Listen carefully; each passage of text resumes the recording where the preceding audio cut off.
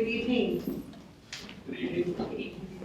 An instructional committee meeting of the Board of Trustees of United ISD will be held Tuesday, November 9, 2021, beginning at 6 p.m. Do you have a minute or just read it again? In the SAC room number 2, Fine Arts Building, 5208, Santa Clara Lane, Laredo, Texas, 78040. The subjects to be discussed or considered or upon which any formal action may be taken are listed below. Items do not have to be taken in the order shown on this meeting notice.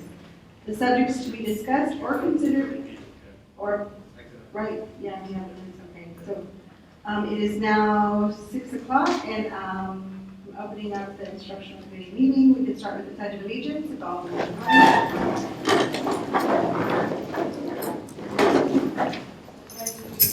the flag of the United States of America and to the republic for which it stands, one nation, under God, indivisible, with liberty and justice for all. On the Texas flag, I pledge allegiance to you, Texas, one state under God, one indivisible.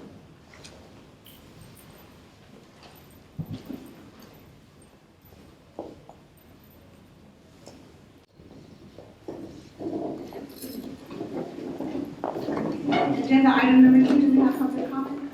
Yes, ma'am. We do have one this time. Good evening, board members and superintendent and everybody else present here today. We have one public comment, Ms. Cristina Flores.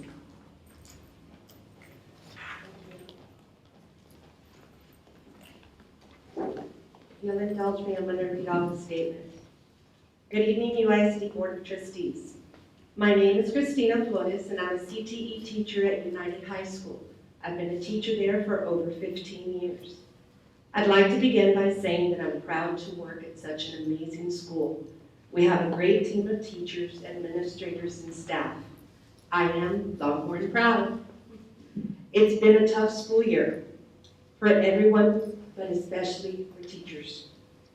Virtual learning was very difficult in high school because some students would not commit to a period in class, but would rather just log in. For that reason, students are behind in their learning, and teachers are forced to fit information from last year into this year, while at the same time adding new information. I know I speak for many teachers when I say thank you for what you've done for us. But in light of this added responsibility, we feel we are still being undervalued. As you know, we are now dealing with a substitute shortage, and that's why I'm here today. As teachers, we have no choice but to help our campus cover classes during our conference period. I'm asking the board to consider compensating the teachers for losing their conference period in order to cover another class acting as a substitute teacher. I'd like to suggest that any funds the district has saved for lack of substitute teachers be used to compensate teachers when they are asked to substitute. In the past, teachers were compensated for being a virtual substitute. Teachers in other cities receive payment for being a substitute teacher during this shortage. And I would hope that the board considers UISD teachers just as valuable. I can't stress enough how important our conference period is to teachers. Teachers during their conference period grade papers, prepare for the next day. We attend trainings, we attend meetings, we help with testing. I mean, the list goes on, and now added to that list is also being a substitute teacher. And we just need some help.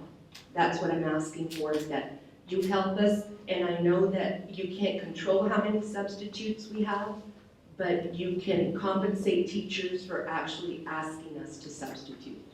Thank you for your time. God bless. Thank you. Unfortunately, we're not allowed to, Mr. Garcia, to address public comments. You may recite factual information or refer to board policy, but as far as your opinion on the matter, yeah, that's correct. So then I'll refrain from commenting on my opinion. Thank you, Ms. Lawrence. Okay, agenda item number 3, items to be reviewed by the instructional committee for informational purposes only. Agenda item 3A, teacher substitute report.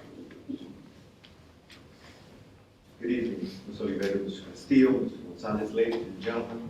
I'm going to present a brief PowerPoint just to give you an overview of what we have and where we are with regards to teacher substitutes in the school district. At this time, I would like to introduce 2 other administrators that work in human resources, Mr. David Canales, who recently joined us in HR, but he's had an extensive time with the school district in the instructional realm, now assigned to human resources. Also, I'd like to introduce a 7-year veteran, also Ms. Patty Gutierrez, who worked directly with teacher substitutes in the recruitment, processing, selection, assignment, and everything else having to do with this particular topic. So, next slide, please. Background information, the district has approximately 6,340 employees. Of those, 2,700 are classroom teachers. With regards to what generates the use of substitutes, there are 5 areas that are generally used by classroom teachers whenever they do call in an absence. There are a couple of other areas that are missing there. We're looking at military service and a couple of others, but these are the key ones that are used by teachers whenever we report absences. On average, the district reports 400 absences daily. Teachers report 200 to 300 absences daily. Of course, we also have discussed, Mr. Canales and I and other administrators extensively, that whenever there is a teacher that's absent, we have the following areas that are impacted directly because of the teacher absence: supervision and oversight, academic impact, and of course, increase in discipline issues. And these are some of the things that occur when sometimes students say, we just have a substitute. And of course, it becomes a mindset. Next slide, please. And of course, the district utilizes teacher substitutes to cover classroom teachers whenever they're absent. And of course, we cover for vacancies whenever there are individuals that leave our organization, either whatever the reason may be. And of course, we do have 750 substitutes at present, but that number has significantly increased to about 790 plus, more or less. We have over 200 people, 265 in the pipeline that are being processed at present. We're also posting for positions, and the other slides will reflect that shortly. That number of 90 additional substitutes have been substituted with over 265 that are presently in the pipeline. And of course, this issue is something that is not necessarily statewide, but nationwide, as a lot of people, because of fear and other reasons, are not showing up for work. Next slide, please. This is a comparison. We received information that LISD was paying much more money than we were when it came to substitutes teachers.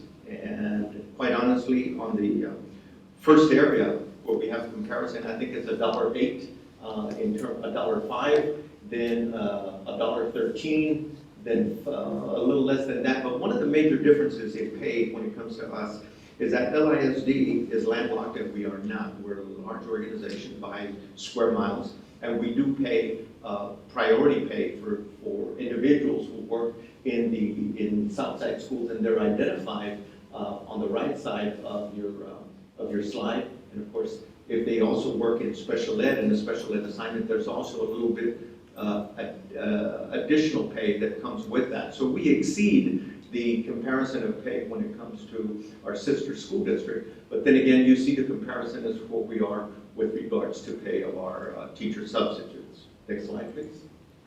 And of course, one of the efforts that we have at present when it comes to recruitment is we have online and internet posting. We do have billboard advertisement, Facebook live sessions. In fact, we have one scheduled on Thursday, and we've had that for weeks running, and we target different areas of the school district in order to put the word out there. The last time we had this, we had about 800 people online that we were interacting with, and people do follow us, and they look at what are the employment opportunities, especially those full-time positions that come with benefits and other things that are conducive to an employment opportunity with the organization.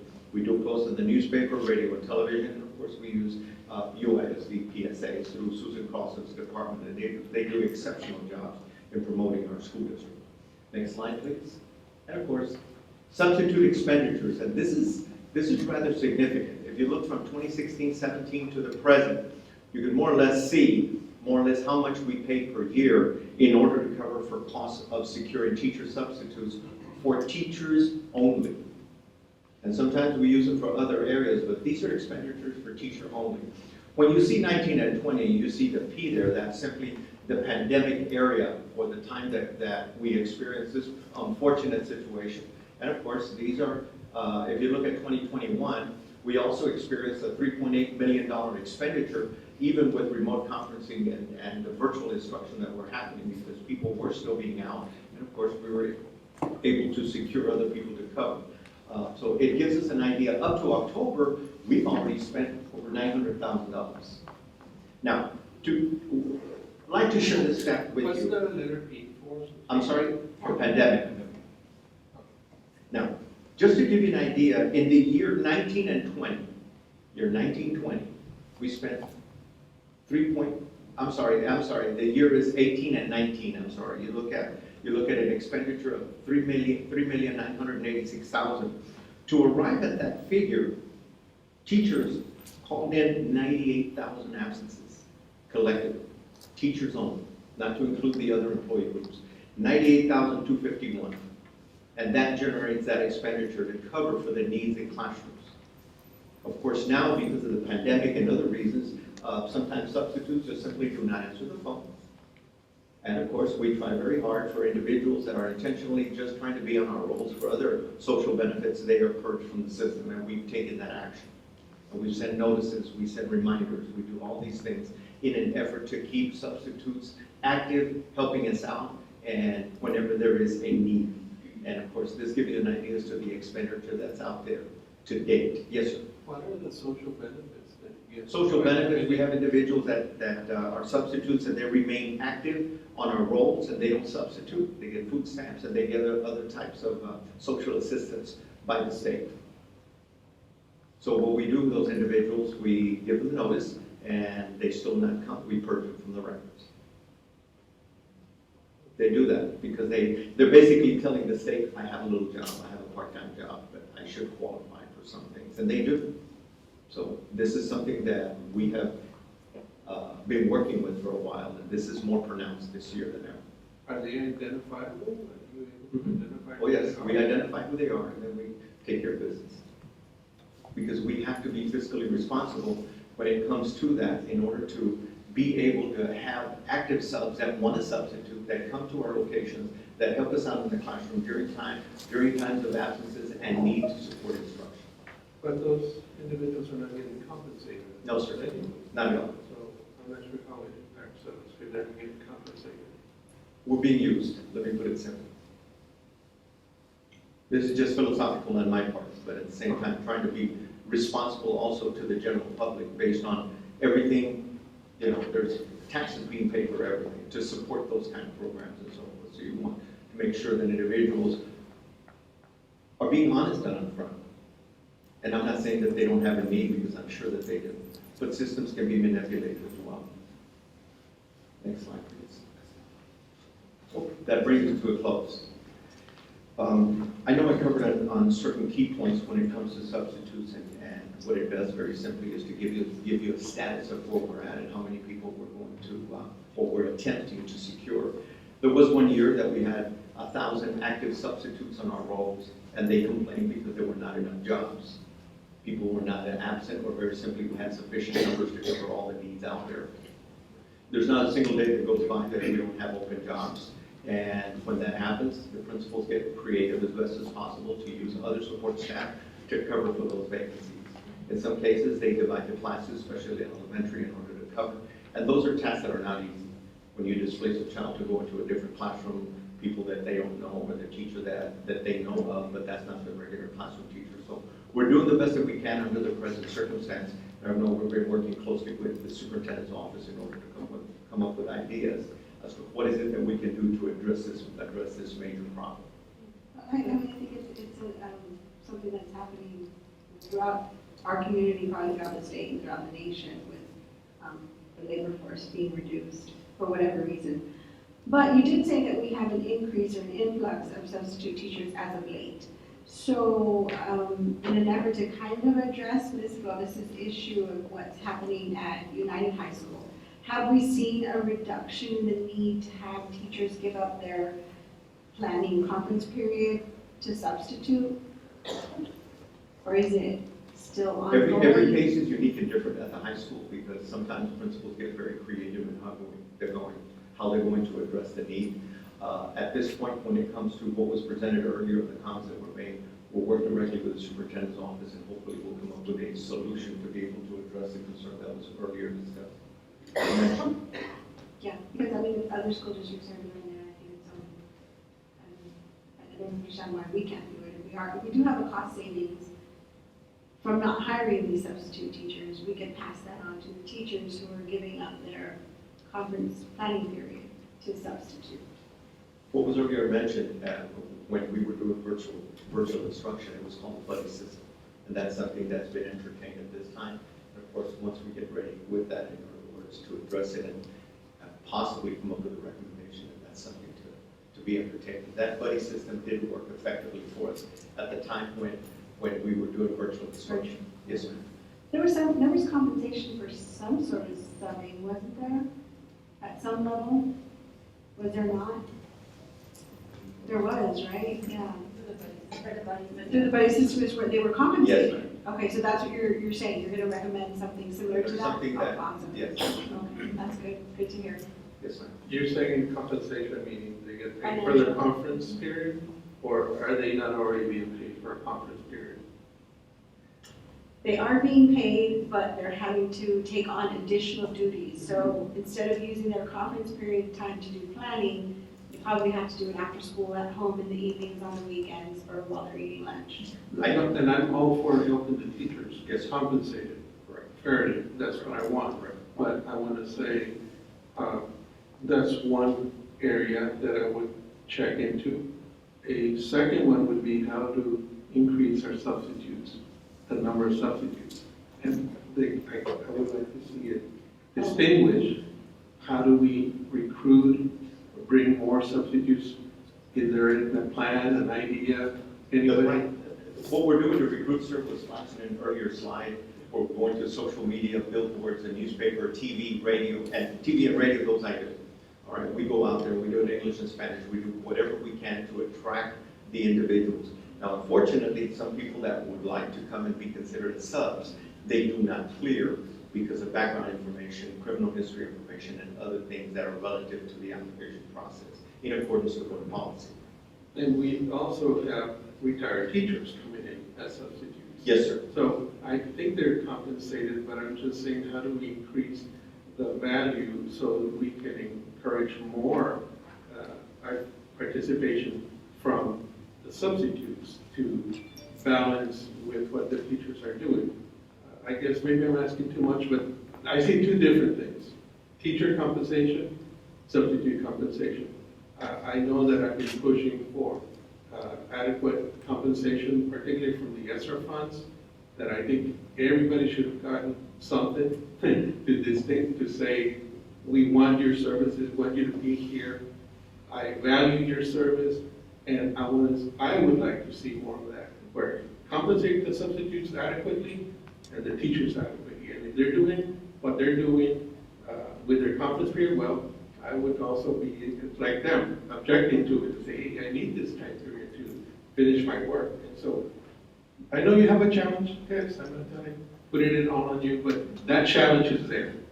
Just to give you added information, Mr. Canales and I contacted McAllen ISD, and right off the top, they lost 300 subs, just didn't want to work. Yeah, I think it's nationwide. And they're at 400, and they used to have double that number, and not anymore. We're competing. Yes. We're competing for the. And of course, what happens there is that school districts are annexed to each other.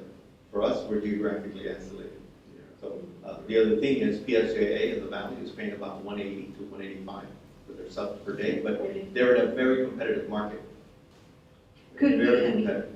you bring up a good point though, and you do as well, Mr. Castillo, that we could use probably ESSER funds to get through this pandemic phase that we're in, where the Ps were, and to go up to, if we were to offer something like that, I'm sure we. Well, the other thing that interest. happens is we look at the elements tied to ESSER funds, and they have major restrictions, and for substitute pay, from what You we can't use research, ESSER we can't funds use for those that? funds for that. No, ma'am. But you did say you were getting a great interest with were you doing Zooms? How are you doing those meetings where you said you had 700 people, or how many people? We do face-to-face, we do everything that we can to try to coax them to recruit them. Now, one of the other things that happens along the lines of certified teachers, the moment that we're processing them out from the time that they're either retiring or resigning, whatever they're doing, Ms. Gutierrez and staff are there, and they're right there. Would you like some? And this has been a practice for years, right there. We just try to catch them while they're hot on the press. Yeah. And I know because I have personal knowledge of families who wants to do it, but they're also limited because of their TRS requirements. Well, what happens now with TRS requirement, TRS, if you were retired and you came back to work, the employee was the one that was paying the penalty. Now the law has changed, and the school district is the one that picks up the penalty. So anyway, just my 2 cents here. I would like to see something done to help substitute pay and the teachers as well to be compensated fairly. Sir, we'll work closely with the superintendent's office, and in turn, under his direction, then of course we'll consider what avenues we're going to pursue. If I may, but we're all following the law as far as the number of minutes at our campuses. Teachers are required to have, well, they're allowed to have 450 minutes of free for planning within a 2-week period. So I think what's happening, our campus is doing their best to try to keep afloat with the lack of substitutes. So they're making sure that our teachers are getting the 450 minutes for 2 weeks. So at times they're going to have, obviously, at the elementary it's a little bit more difficult because they have less time. So the secondary, I know that's something that's, the principals are just trying to do their best to fill in the holes as far as Don't let me do it. following within the law. Okay. I don't Correct, yeah, just to be clear, the issue To isn't be applying. clear, we're not doing anything illegal, No, the coverage period requirements are being followed at this time. but There are to be honest, it would be nice to come. It's not a perfect world, and I understand what you're coming from, because they are doing a phenomenal job. I will agree with that, yes. Thank you, Mr. Garcia. Thank you, Mr. Garcia. Okay, agenda item 3B, replacing the Clark Elementary bond project.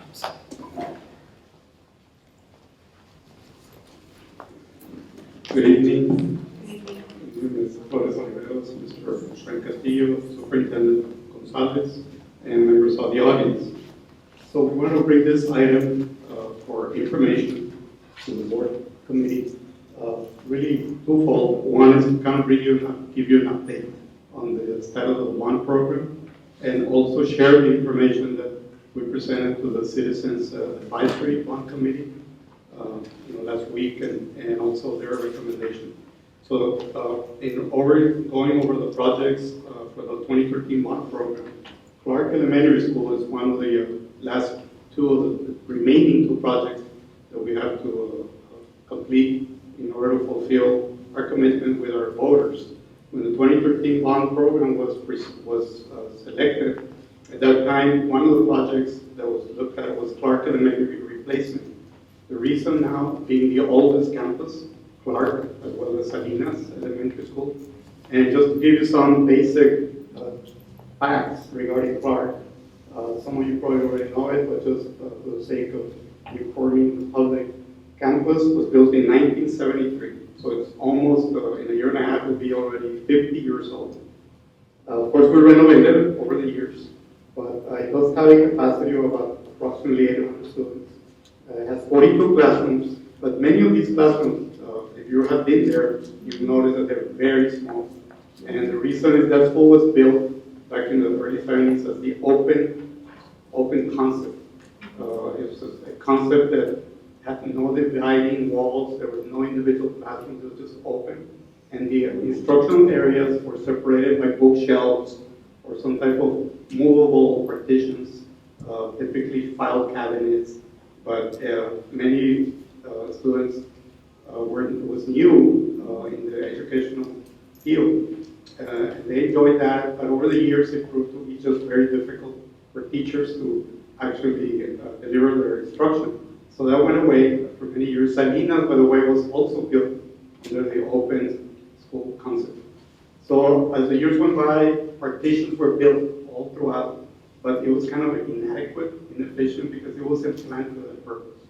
So that's one of the reasons why there were so many large classrooms, extremely large, and some very small, because the hallways limited how it could be configured.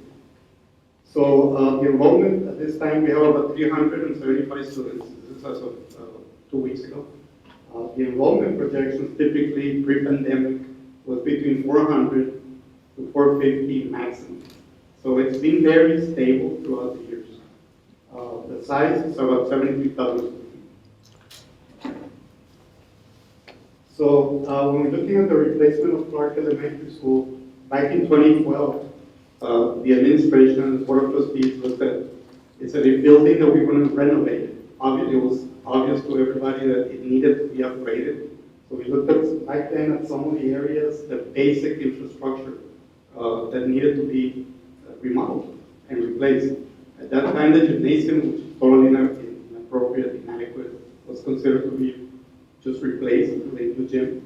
And you see the long laundry list there of items that were considered at the time. Back then, we were looking at about $10 million to do that. We had budgeted about $13 million because we knew that it was probably going to be built in 2017, 2018. That was the plan. It was a 5-year plan back in 2013. Well, it didn't happen for many reasons, as you know, the financial crunch, and then there came the pandemic, etc. So at the end of the day, today to do these major upgrades, it would cost us about $14 million. So at that time, just as today, it was really economically not feasible to repair it.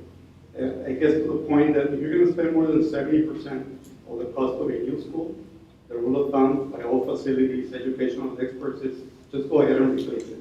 It makes no economic sense because you still have many of the old components in an old school.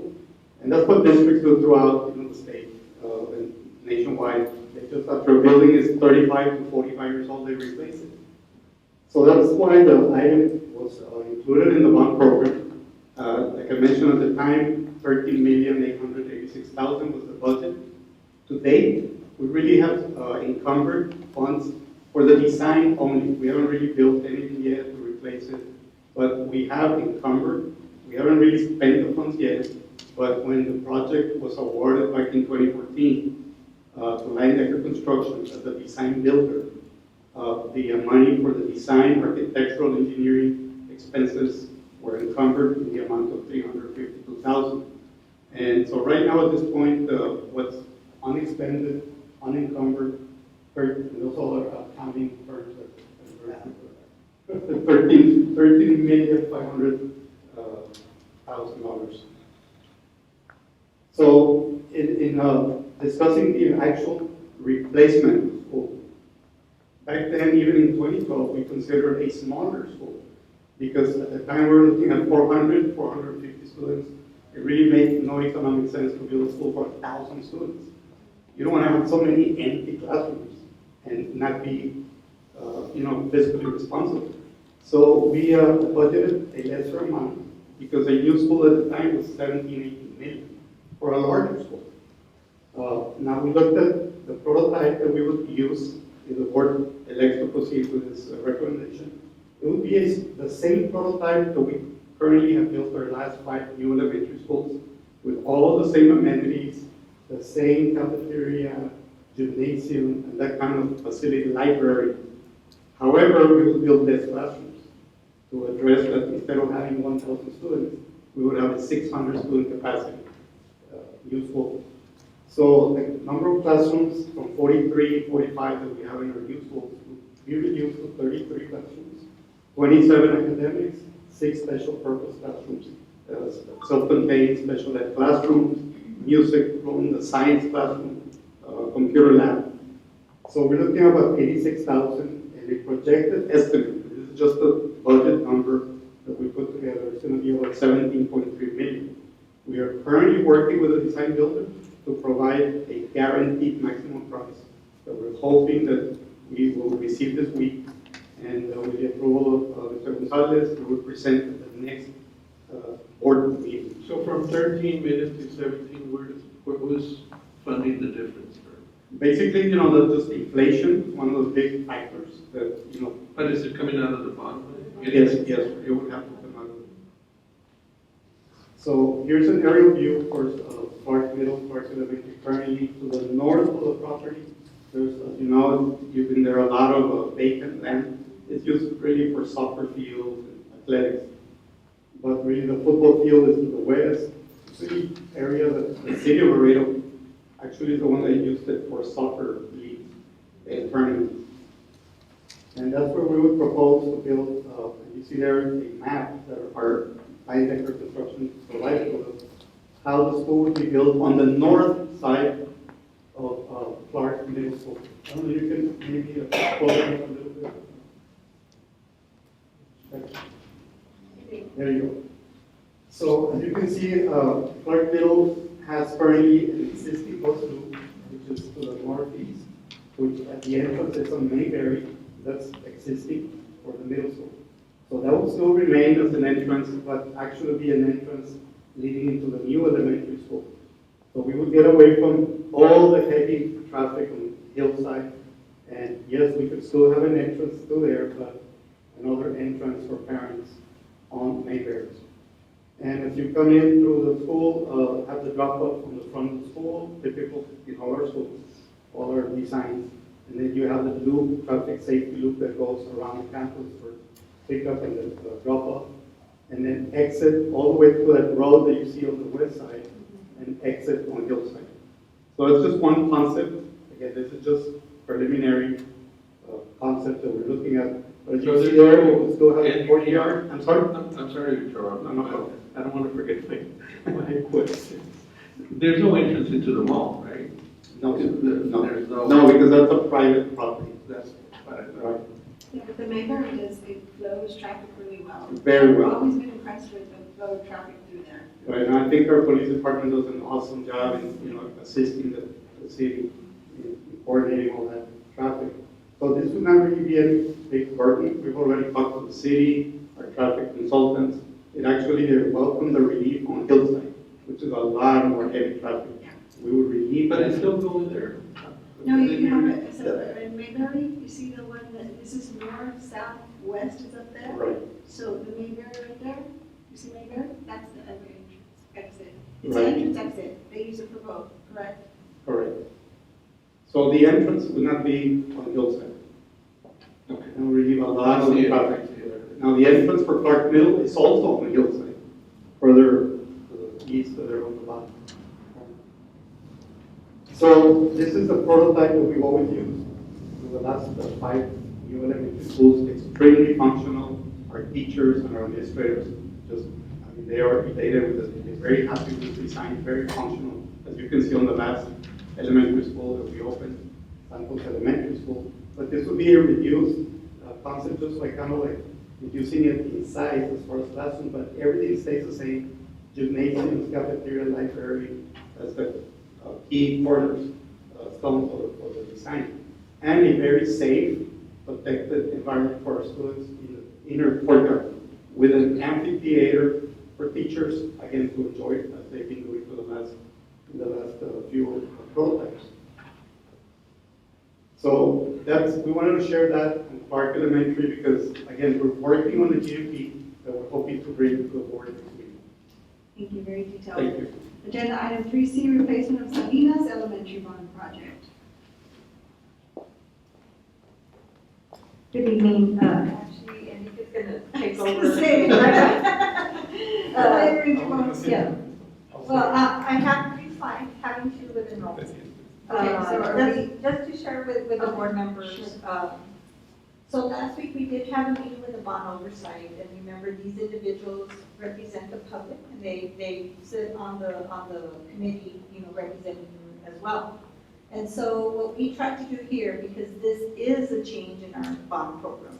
In other words, Park Elementary was there in our original bond program. We're going to go ahead and finish that item. Hopefully get the GMP and bring it to the board next board meeting, which is next week. Now, Salinas Elementary School replacement is kind of different because we are not going to replace Salinas Elementary. We actually are going to change the bond program the way it was presented to our voters back in 2013. And that is allowable. And it is allowable. Legal has covered it, and then there's a related action item to go with this change in the bond program. So just the first 3 slides, just to bring back everybody to 2013. We were telling our voters back then that we were growing very, very fast, double-digit percent increase in our student enrollment. And here, we had thought 5 years out, we were gonna be a lot bigger. We were gonna hit 46,000 students in 17-18. For whatever reason, population slowed down. We were growing 1%, 2%, and then, the pandemic hit, and even pre-pandemic, our enrollment was growing, but a lot slower than what you see here.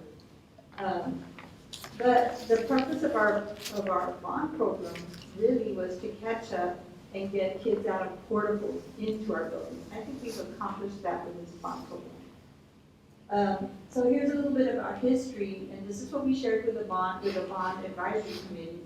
We told them we were growing from 12, 13, we kept on growing, we peaked in 15, 16, and then all of a sudden we kind of just started to decrease in population, not a substantial decrease, but enough to say we're kind of steady here. We're a 43,000 member school district.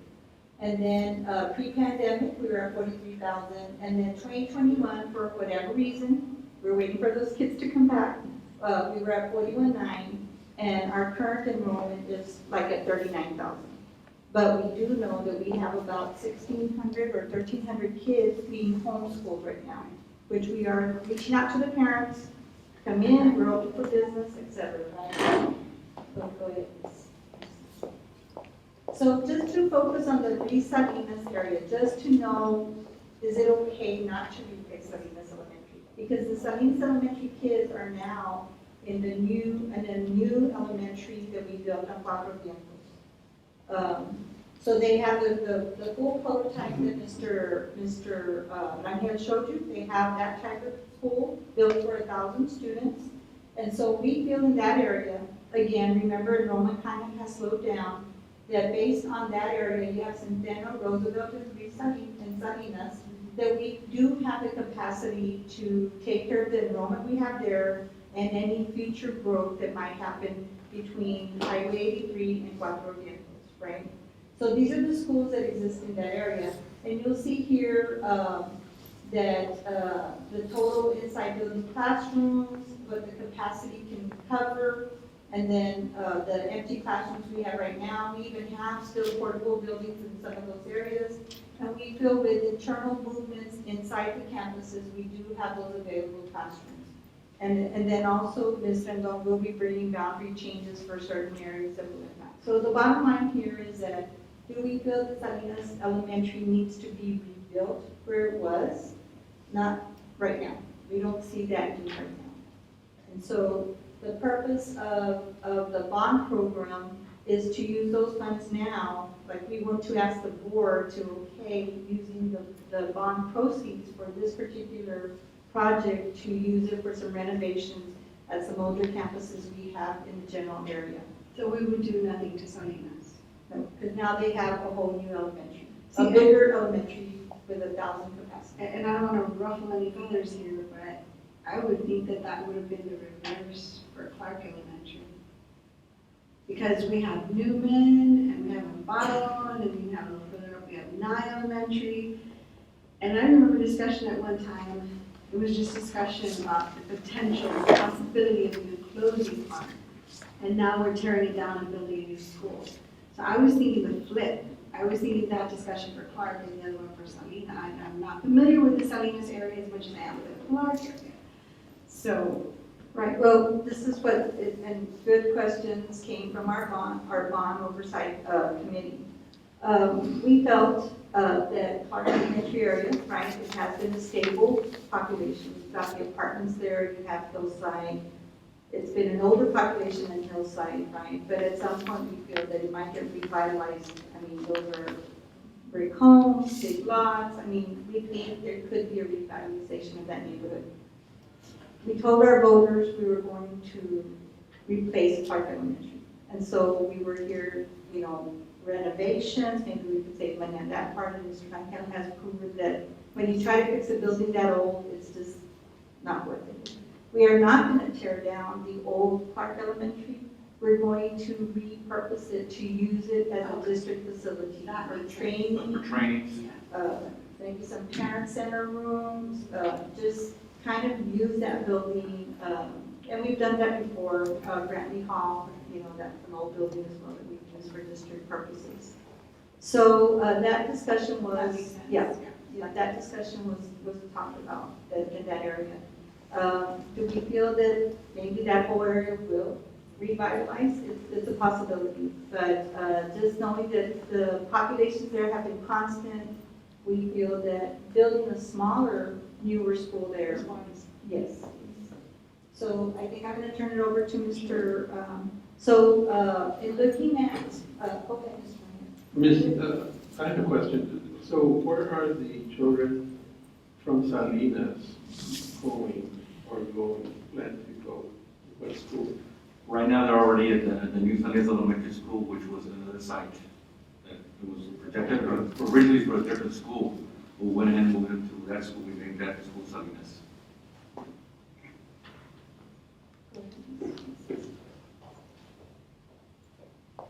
So, again, I'm going to turn this over to Mr. Yanez, and he'll talk about the meetings we've had with administration and the sites that are being affected.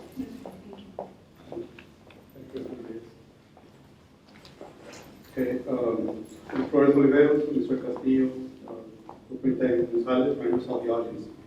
So again, talking about the last project, besides Clark Elementary, Salinas replacement, and as obviously as Ms. Benavides mentioned, the need to actually replace is no longer there. So we look at this bond funding that was approved back in 2013. The budget that was included in our bond program was $13,886,000, the same as Clark.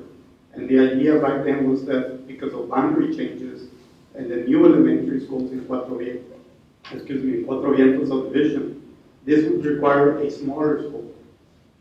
The enrollment projections at that time for this area was between 400 to 500 students because of boundary changes. And obviously what happened that didn't materialize, as Ms. Benavides showed on the enrollment.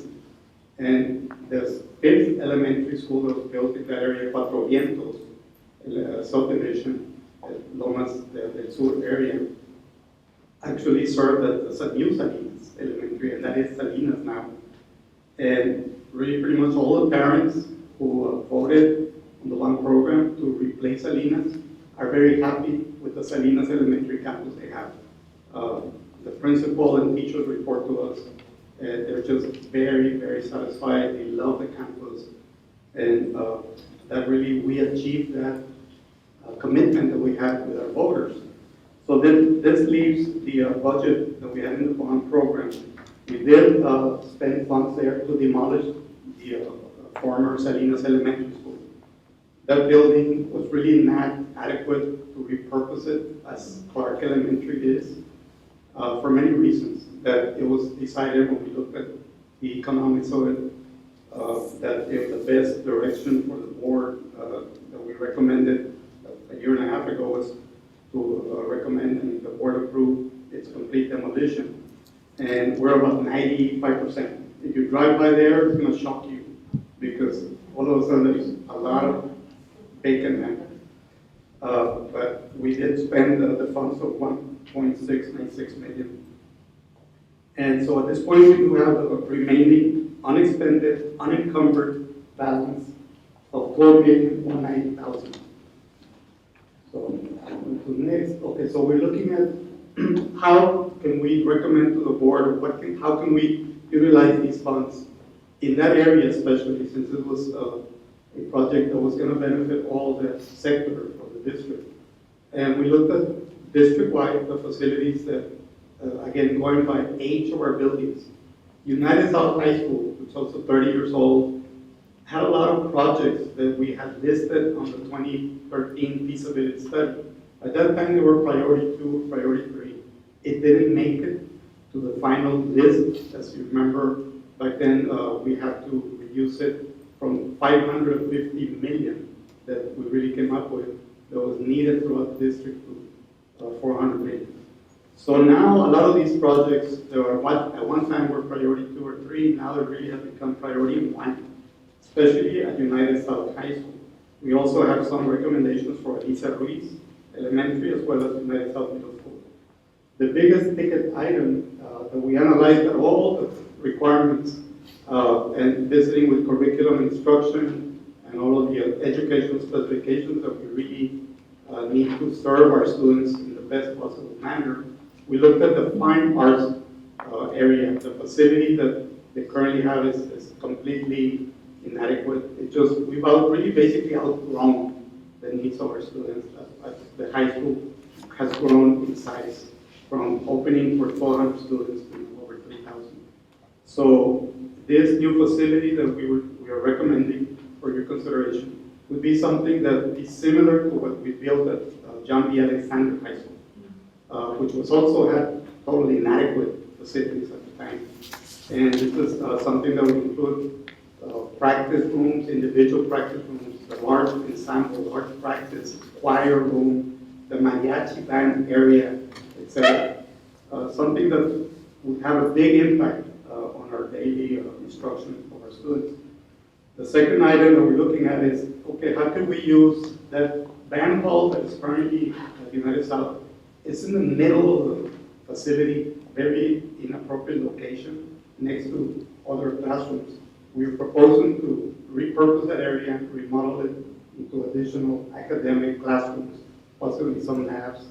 So that's what we're proposing at that cost of $1.5 million. So, if I may, that would eliminate a lot of portables in that campus, correct? I'm sorry, sir? It will eliminate a lot of the portables in that campus. Absolutely. That's one of the priorities that we have as part of this whole bond program, is to try to eliminate as many portable classrooms as possible. So the other item that we identified, and really we've known it's been on our books for a while, but now it's just, as the high school has grown so much, it's just become more of a priority. It's our CATE facilities, including our welding shop, our automotive program, the building trades, and the culinary arts. These are programs that are extremely popular with our student body, and just we've outgrown it. We proposed something similar to what, again, was built at United High School and Alexander High School. The size that they currently have in these facilities is probably about a third of what they really need. So we are proposing including that as the third biggest ticket item. And again, we have the culinary arts and renovations of science labs at United South Middle School. So that was another campus that we have identified over the years that we've been trying to repair as we go along. But it's about time that we need to really refurbish our middle school labs like we've done in other campuses. And again, at Weeks Elementary School, campus that is close to 27, 28 years old. I don't know, Mr. Garcia attended that school. I don't want to say how old. Correct. That came out with the bond. So we're looking at completely renovated restrooms. Now what happens, originally when Elisa Ruiz was built, the concept back then was it was going to be kinder through second grade. It was going to be an early, and that's just to explain why every classroom has a small restroom in the classrooms. It was supposed to be an early campus, early childhood. And then third to fifth, go to Salinas Elementary. So at that time, that was the direction that the board gave us. So really, there was only a need for one set of student restrooms in the middle center of the elementary school, because every classroom has its own individual restroom for the students. So at this point, since it's obviously become now pre-K to 5, there's just not enough restrooms throughout the campus. And you talk to the administrator there, it's a constant daily issue. And then the ones that they do have in the restrooms are inadequate for 4th, 5th graders. They were designed for early, for kinder, first graders.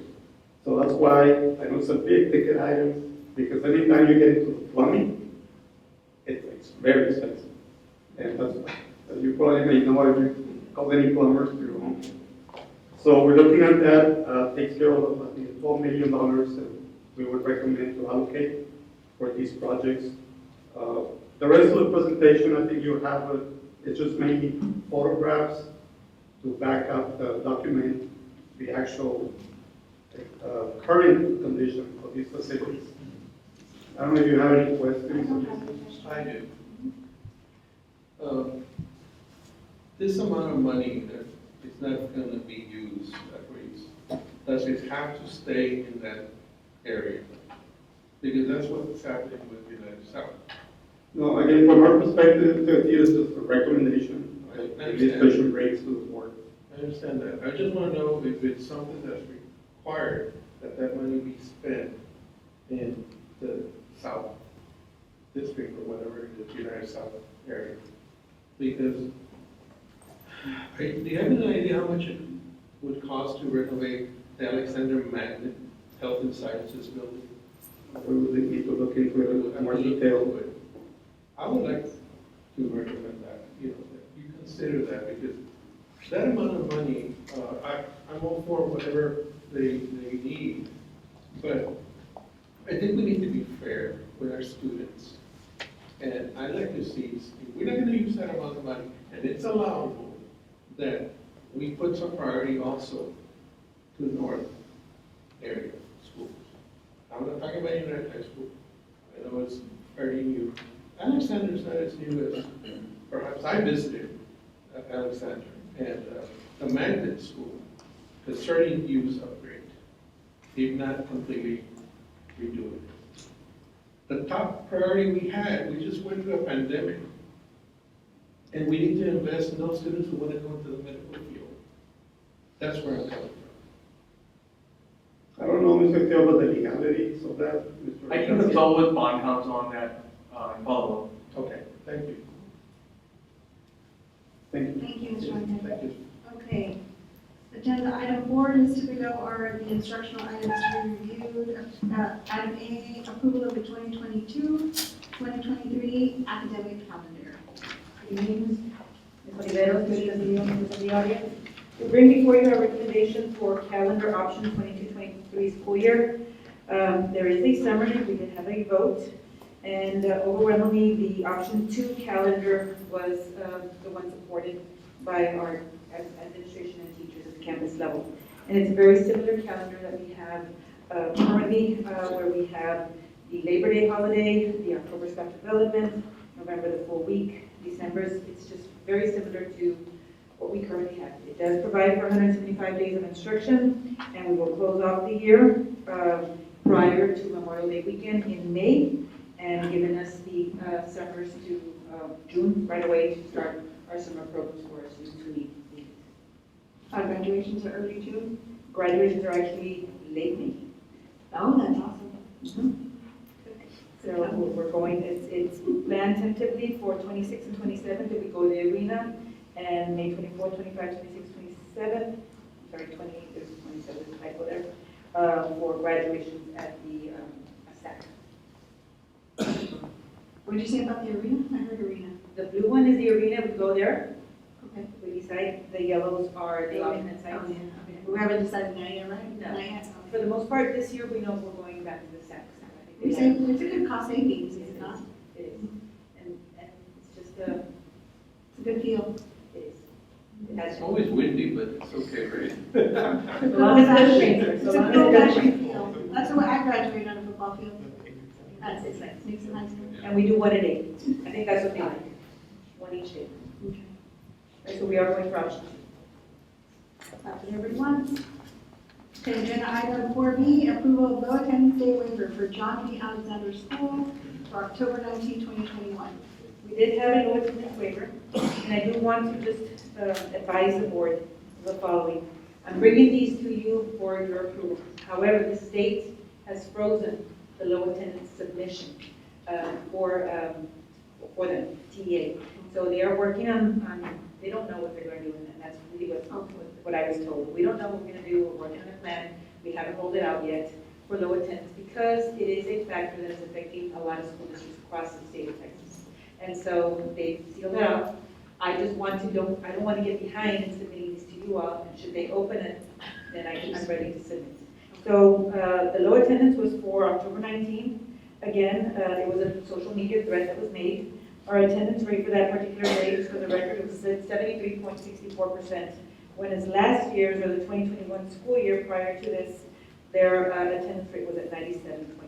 So it was an 18.85% difference. And so we can submit a waiver. Hopefully we can Agenda item 4C, approval of no attendance day waiver for the 13 district campuses for August 30th, 2021. So this is going to be a factor. This was the day when we were quarantined by the local health authority. And so even though we tried to get the message out, so this was August 30th, to our parents, a lot of them decided to keep their children home. And so we went back and looked at every single campus. It took a little longer for us to do because we analyzed more than a 10% variance from previous year. So we noted those particular campuses. We did have a 97.5 going back to the entire year. I don't know if TA is going to say by campus, but I'm submitting the district overall attendance rate. And there you see Los Obispos Middle School, Omar Bruni, Nye, Ruiz, Veterans Memorial, Art, Juarez Lincoln Prada, Roosevelt, Cuellar, Juan y Garcia, Killen, and then E.B. Johnson High School, who were all under the 10%. I mean, way under that. Agenda item 4D, approval of resolution of the Board of Trustees regarding the allocation of bond proceeds for certain school facilities.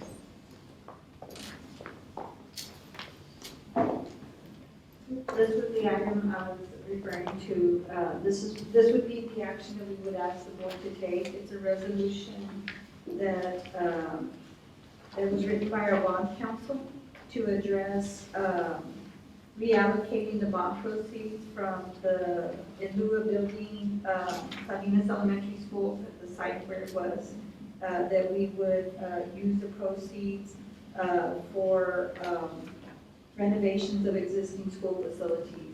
And there is an exhibit, and then also in the event that if no bond funds remain, that the district would seek other funding sources to complete these projects. Okay, so is there, in regards to Mr. Castillo's question about the use of the bond fund, and in light of the fact that we already have a resolution drafted by bond council in regards to how we're going to use those funds, are we up against a timeline if we should get delayed here? Right now, we're really not against the timeline, but I think the only timeline that really exists is our concern with construction costs. Yeah, definitely. Yes, and so Exhibit A does spell out, and we did ask bond council, do we have to list specifically the items? And he said, you know what, at this point, it's best to be very transparent with how you want to use the funds. And so if you see Exhibit A, it is exactly what Mr. Laquette presented on his PowerPoint on how we would recommend using these funds from that area. Okay, because in regards to Mr. Castillo's question, and this going to the board next week, if we were to approve the way it's presented by the bond committee or bond council, is there any other opportunity to do something for Alexander High School Magnet? That's something we have to look into and we do in the near future. Because I don't want to delay things, and I'm of a different opinion than Mr. Castillo. I believe that if we took a project that we had for Salinas Elementary away, we should give it to that area. It's only fair. That's just my point of view. I feel that it's a very fair plan. I think it was very well thought out. Alexander did early on have some renovations. They had, they already got a good part of the bond funds. And I don't think that, I know Alicia Elementary is in need. I mean, the way it was described by Mr. Ryan, that is a priority. United South, you said it was built for $1,200 and now we're at $3,000. I mean, that's crazy. That's more than double. So I see the need there. I don't want to delay because of construction costs. I also understand Mr. Castillo's desire to have the land renovated. Maybe we could take another fiscal route to do that without delaying this. Because I know this is going to board next week. Yes, and give administration and again, your staff the opportunity to go see the magnet and see what it is that is needed. I think that may have been built, 1994. I know we opened it in Southwest 94. But give us an opportunity. I know we made some new science labs also at Alexander, so we've always had to come back to that building and I mean, that high school and do more renovations, as the years have gone by. I will say, just for the record, because I do also provide counsel at the bond oversight committee meetings, that this resolution and the Exhibit A is the recommendation of the bond oversight committee as well. So they did have an opportunity to review it with administration, and they also felt that this was their recommendation at this time. Maybe it would be a good idea for some of those members to be there next week to answer questions that the board members might have in regards to the recommendation. Thank you very much. I think we're done. Oh, wait, go ahead. I'll just chime in real quick. For the record, Steve Trotman, legal counsel for the district.